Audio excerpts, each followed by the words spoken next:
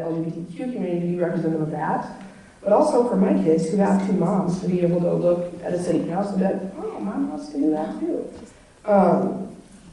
And just representing people as a whole and not just being a self-serving piece was important to me too, representing the people of West St. Paul. I don't know if that has always been the case, particularly the last 2 to 4 years. Again, at that May 14th meeting, you closed your citizen comments with this quote: "See, you thought that these tactics," and that's what she's describing as elsewhere, disrespect, sexist, and boorish behavior, "you thought these tactics would make women and people who offer differing perspectives run away from politics, but we're running in," end quote. And I'm wondering if you can describe a little bit how you ran in and why you chose to do so. When I think back to like the first time we all met, it was very, we didn't know what to expect. There were probably 3 or 4 of us who had gotten wind of what was going on up at City Hall, and we were kind of like, maybe we should do something about it. Like, we were really mad about what had been going on and felt bad that we were so unaware. And so we thought, okay, well, we'll just like have an informal coffee, and people who want to come can come, and we'll just see what happens. So I went out and I bought a giant Post-it notepad, and we made a little tiny agenda, and we just thought, well, let's see who shows up. And we looked to the back room of our local coffee shop thinking, I guess in my mind I thought, gosh, if 8 people show up, that would be a huge win. And I think we had 38 or 40 people show up that first night, and you could feel it was like 110 degrees outside. So we were all just pouring sweat, but everybody was so fired up about what was going on. And I think it surprised the few of us that had pulled meeting together, which we had done very quietly only because we didn't know what we were going to do next, and we didn't necessarily want to show our hand about it either. And so we realized that there was really a desire in our community to do something, not just to come and talk about it. We actually, our first agenda item was the airing of grievances, so we figured everybody was going to want to come and complain. And we could get that out on the table, and then maybe we could get some business done. And what was amazing was that people came to air their grievances, but they often would start out by saying, can you believe XYZ, councilperson, whoever said this? You know what we should do is. And I think the few of us that pulled that meeting together just thought, like, well, there's a real opportunity here and a real desire to do something. And I think just talking about, the relationship between your local government and the federal government, we were in a very particularly tough, tense time period where we were feeling a lot of inability and powerlessness to affect change on the national level.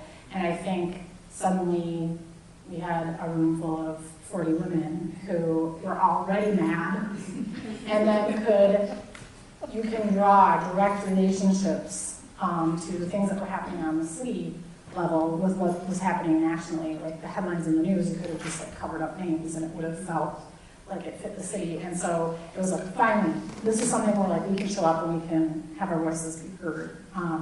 And we have an ally with Mayor Helderson. And that's again why representation matters, because we reached out to her and said we'd like to come and we'd like to do something about this. And so maybe that wouldn't have been quite as successful without that hand up.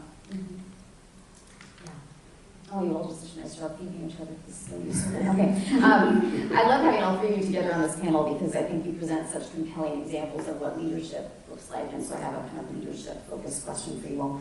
I'm wondering if you can talk a little bit, you already have somewhat, a little bit about carving out space for new leadership and kind of creating space for new leaders to emerge. And obviously that happens when other people run for office, but how it also happens at the community level where people can sort of figure out their own ways to carve their own involvement in a way that they feel comfortable. And I'm wondering if you had experience with that in any of your West St. Paul or any other community level activity. You want me to start? Okay. Yeah. Well, I would say one of the things that we didn't plan on, that came to be a real happy surprise with our group, is that we really planned on being sort of an affinity group, an advocacy group that could go in and be a voice, especially for people who felt voiceless. And in fact, in some of our early meetings, we had members of our community come who were too frightened to come to City Hall, too frightened to interact with police. But we were able to incorporate their viewpoints, and that's going to be kind of a continuing thing that we're going to be working on this year. But I think what ended up happening is that we became an incubator for people who want to run for office, and that truly was not the intention at first. And so we discovered that not only did the women in our group really have really a good time going up to City Hall and letting people know exactly how they felt, but that they suddenly, that feeling of empowerment made them feel like they wanted to run for office.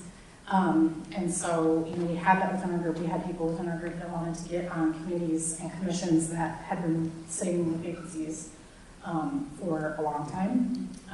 And we were able to fill those spaces with people who could provide a different perspective than what was previously existed. So that would be one way I would see. And I would just say that with the law group in particular, we saw so many women who came in and said, I'm never going to speak in the city council chambers. I'm never going to call people or phone bank or door knock. That's like way too freaky for me. But I will show up and I will do things for you guys. And what ended up happening is that, like, at the very last, Mayor Halverson's very last meeting, our last holdout who said, I will never get up and speak, got up and spoke. And I cried, like, in the back of the room, because I just felt like that is part of how we are molding leaders in our community. Whether they end up running for office is almost immaterial, because they're being leaders in on their own block, in their own neighborhood. They're being role models for people who are watching, because our city council meetings are now very highly watched TV, and you know, that's creating that representation in that space for people to feel like if they come to us, we want to empower them, and that they should just feel empowered to speak up in our community because we did it and it works. You know, I think part of it too, and I don't know, maybe in going away from that question, I don't know, but I think part of what helps create that space where other people feel empowered to run, right, was I felt like, especially you saw that May 14th meeting, I think, you know, having a woman in office is helpful. Just because of the representation, but also because, especially at that meeting, we finally were making the rules, right? And we were setting the framework.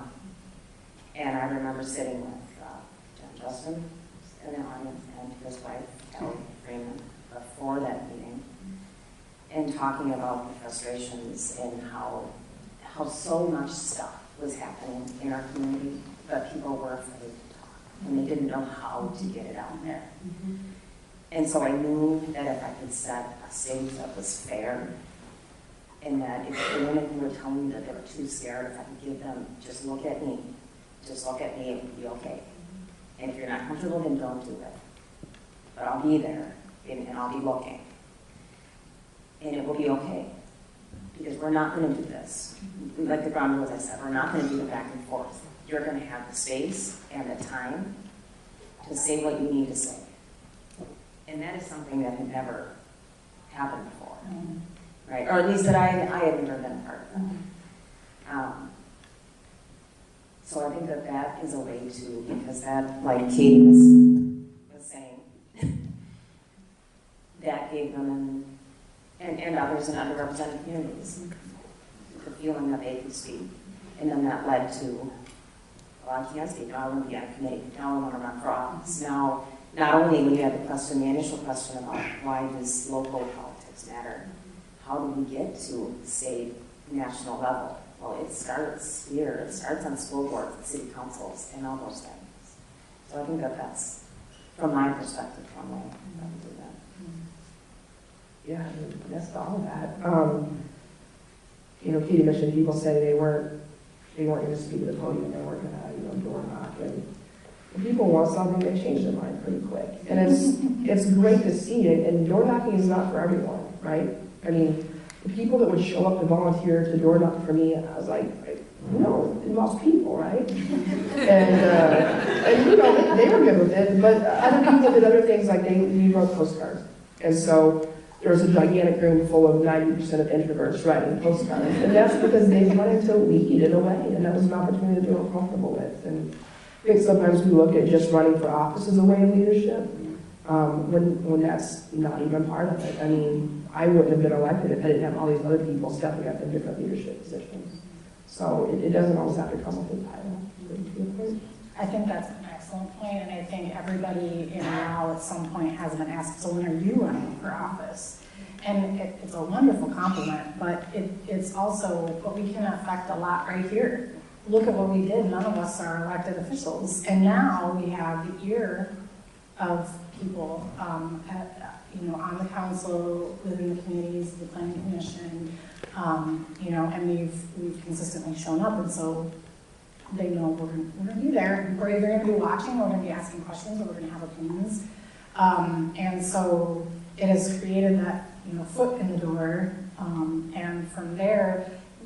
I wondered if at the end of Mayor Halverson's term, if there would be a little bit of a dropping off, just because what happened was dramatic and it was really emotional for a lot of us.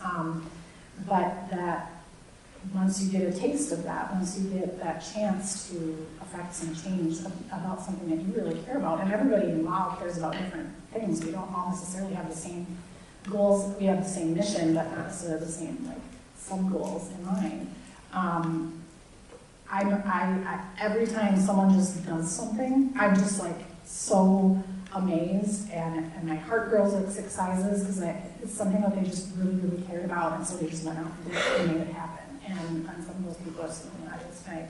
And that's also been the key to the success, like you said, is leaders at every level, whether they're volunteering for this grassroots scrappy community that sort of popped up, or they're running for office, or they're trying to get on a committee, or do something else.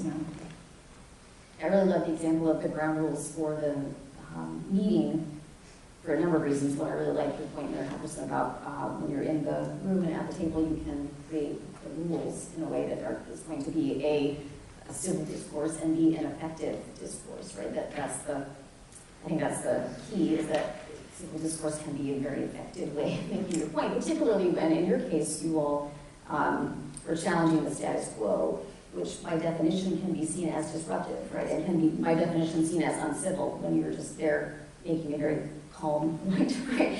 So you have a very delicate balancing act. So I'm always impressed when I watch everyone at that podium, because the level of preparation was clear, and the level of coordination in terms of arguments, and not everybody's saying the same thing, and things that are difficult to do if you don't put in the time to plan. So it's a very impressive example. I think we rushed 2 meetings allowed in between those 2 meetings, and kind of figured out who wanted to say what, kind of based on the airing of grievances. And I have some sites open here. I feel like it's been a very straight face when I say that, but and we did really specifically talk about that the most effective thing we could do with our 2 minutes was to make sure we were hitting it from all sides. And so, we workshopped some of our comments. Some of us showed up and just let it rip, and that was okay too. But we had a lot of, we were trying to pull the reins back, because everybody had a very visceral reaction to what was going on. And it was never fun to be like, you need to tone that down. Just a little. Because, give yourself some. But, just in terms of having a civil discourse, we kind of kept saying that we have to be twice as calm. We have to be, make our points. We have to stay on message. We have to stay on script, or it's all going to blow up in our faces. Don't give them an inch, so. Well, to that point, I think, about the civil discourse is that the intention never was, and my comments that I had several drafts, and redrafts, as John can tell you. The initial one was very different. But the purpose of that night was not to shame, and it wasn't to embarrass, but the purpose for all of us was to create change. And we knew that we needed to share a certain amount of this to get people's attention, so that people knew that the problem was real and that it was constant, and you know, how deep it ran. And so, like Katie was saying, the airing of grievances and all those things, and those are great, and those are important too, but taking it into that forum and being able to have a civil discourse about it is, in my mind, the only reason that it has had long-term success, right? And that was the goal. Well, thanks for that, Colby. Okay, this is the question that we talked about, that I said I have to give a little bit of a prelude and link it to some women in politics research, just so it makes sense as a question. So we know in women in politics that women tend to have lower group consciousness than other politically underrepresented groups. So what this means is that it's generally more difficult to create solidarity around gender identity than it is to create political solidarity around, say, racial and ethnic identity, for example. So there's a lot of reasons for this, but I won't get into all of them. I'll just mention a few. You know, many women of all racial and ethnic identities have men in their lives that share their lives with men in some way, so that's a cross-cutting cleavage is what we call it in political science. Also, many women share their lives with men economically, so they feel less of a group consciousness to women in general and more sort of partner consciousness with men. And of course, for some women, we shouldn't overlook, there's a social cost to some sort of gender-driven or feminist consciousness that not everyone is willing to sort of pay that penalty. So, although many types of community members rallied in support of Mayor Halverson, as the formation of Women of West St. Paul and everyone lined up at the citizen comments and multiple city council meetings demonstrate, there were a lot of women as women standing in solidarity with the mayor in a way that I have to tell you is remarkable. I think maybe it seems normal to all of you because you've lived through it, but from my perspective, 20 years of studying women in politics, it's highly unusual.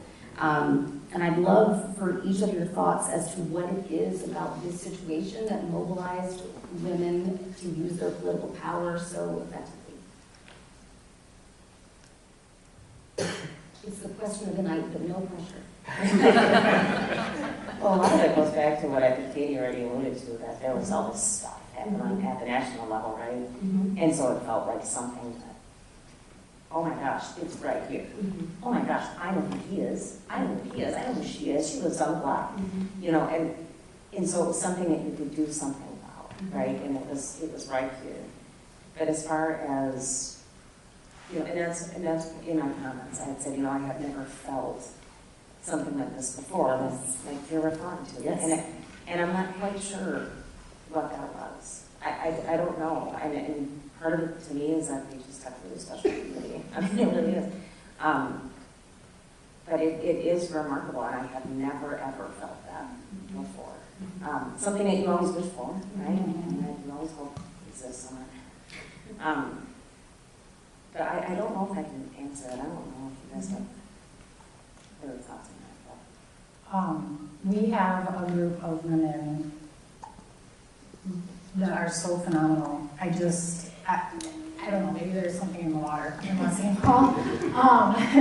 I'm so proud of every single one of the women in our group because they all were there in service of something, right? No one was really there because they initially were trying to get elected or because they had an axe to grind, specifically over some other esoteric issue with a council member or something. And so the ego always got put somewhere else. When we were talking about, you know, what do we need to do, how do we need to carry out these plans at all these meetings, there were lots of ideas. And we had to really cull down to what we thought would be the most powerful, most unifying message. And I know Judy Wrangle's in the room, and what were you thinking of that? Where's Judy? And somebody told Judy no about something. I don't even know what the idea was, frankly. And then they were worried that Judy would feel bad that we said no, which is such a, I feel like a classically female issue. We've been conditioned for it. And when we sort of asked Judy, like, are you going to be upset with us because we said no? She said, I would like to hear a woman say no. And so, and that hits on something else, which is a strength of the group, that we have an intergenerational group of women. So we have first wavers in our group. We have third wave feminists in our group. We had women who got up at the meeting that aren't in our group that we were like, how can we recruit that lady? Like, this woman got up and she was like, I marched in Washington and I live, she didn't even live in West St. Paul. She's like, I've had enough. And we're like, how do we get that lady? And that has been a real strength for us. And I think, trying to think about how we can expand that reach to, right? And make sure that we're getting all the aspects of our community. I think everybody in our group is really focused on how we can do that. It's not about me, I don't want to pay more taxes, whatever. It's about, like, has anyone ever gone to this neighborhood and done a get out the vote? Has anyone ever translated these materials into Spanish for our Spanish-speaking residents? What can we do to foster some better relationships so that people of color feel comfortable coming to these meetings? Those are things that we're really serious about, and it's not just about, like, yeah, we told them, And I think when we got that initial movement of, like, we're taking this seriously, that this is a thing that's really happening, then we felt like, okay, now we can do even more of that. So it was like we got rewarded, like, all this, great brain chemistry for doing it the right way for once. So, like, we want to do that again.